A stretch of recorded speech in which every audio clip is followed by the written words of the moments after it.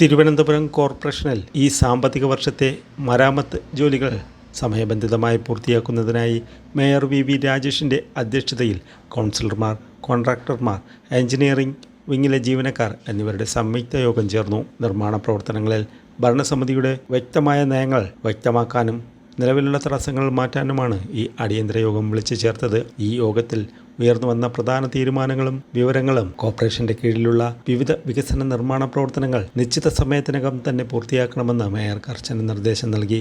ജോലികൾ അനാവശ്യമായി നീട്ടിക്കൊണ്ടുപോകുന്ന പ്രവണത അനുവദിക്കില്ല. കരാറുകാർ നേരിടുന്ന പ്രധാന പ്രതിസന്ധിയായ ബില്ലുകൾ പാസ്സാക്കുന്നതിലെ താമസം ഒഴിവാക്കാൻ എഞ്ചിനീയറിംഗ് വിഭാഗത്തിന് നിർദ്ദേശം നൽകിയിട്ടുണ്ട്. ഫയലുകൾ ബോധപൂർവം വൈകിപ്പിക്കുന്ന ഉദ്യോഗസ്ഥർക്കെതിരെ കർശന നടപടിയുണ്ടാകും. വികസന ജോലികൾ വൈകുമ്പോൾ ജനപ്രതിനിധികളായ കൗൺസിലർമാർക്ക് പൊതുജനമാധ്യത്തിലുണ്ടാകുന്ന ബുദ്ധിമുട്ടുകളും യോഗത്തിൽ ചർച്ചയായി. കുറഞ്ഞ തുകയ്ക്ക് ടെൻഡർ വിളിച്ചെടുക്കുകയും പിന്നീട് ഫണ്ട് കൂട്ടി ചോദിക്കുകയും ചെയ്യുന്ന രീതി പാടില്ല.